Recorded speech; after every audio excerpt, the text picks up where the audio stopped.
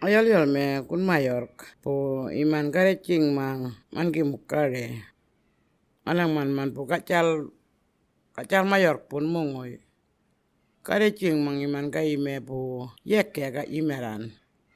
Kacale wan iman kawak ngut me wan kaya te cing mang man po kure urge ngalangare. Wan kacale maneke man kimuk. Kacale kure kunumeleng ka ipun pun tan ki wan kumeka kangut me. Po kawentung mir me. Mani Kunmayorrk manana man kacale man kimuk. Mani min mapilil. Mano mapilil ngalaman man puika mano kam Mayorrk pun kak pipe. Po kam karme kurula. Kang plul me wan kam Mayorrk puriwe. Jamani jal Kunmayorrk tu ni mano ngalaman man kimuk mano kacale. Jamak arinan po kuni kak Mayorrkkimuk ari purbun kuko iman kapukwan. Maneka Kunmayorrkkimuk kapongun kuko wan kapuk men werk.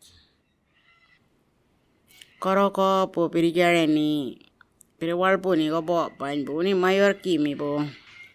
Wan kuny pirijal keyoy man kay makujule piri Mayorrk pekka ni pirijal keyoy. Pirijal keyoy pet man po piridol kani.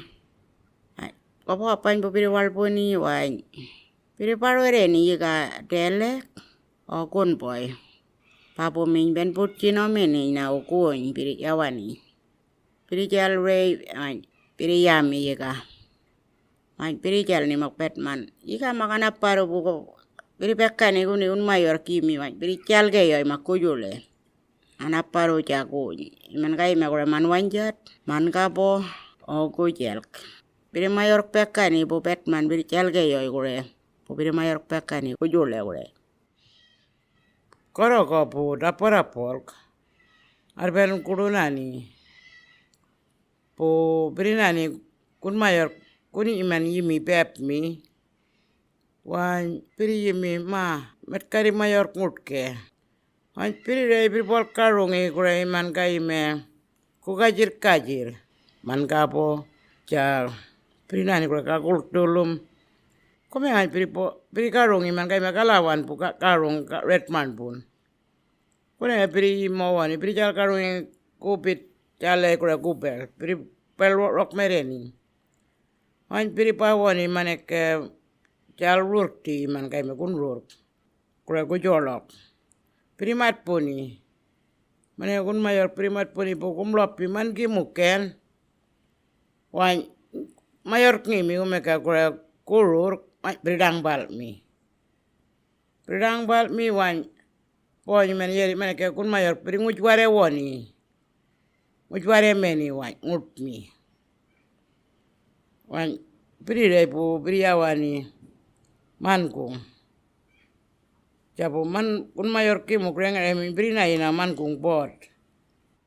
Jokone ke ono pri mo ni na daporapolk. Po pri walpo ni mankung wan pri Mayorrk ngut kei wan pri rei mankung. Po pri dak kentongi. Pri daporapolk na wo pri yunggi. At ika pot keme ngari jal purbun ngat. Po kune ngari imawon arben pukan na wo urut. Papo kapiri kuru ime. Po iman kuri ka ime ngari kure kural arben pukan. Papo petman ari kune kapiri imawon po iman kuni ka ime Kunmayorrk. Ka reman kimuk. Kume ka ngangut me.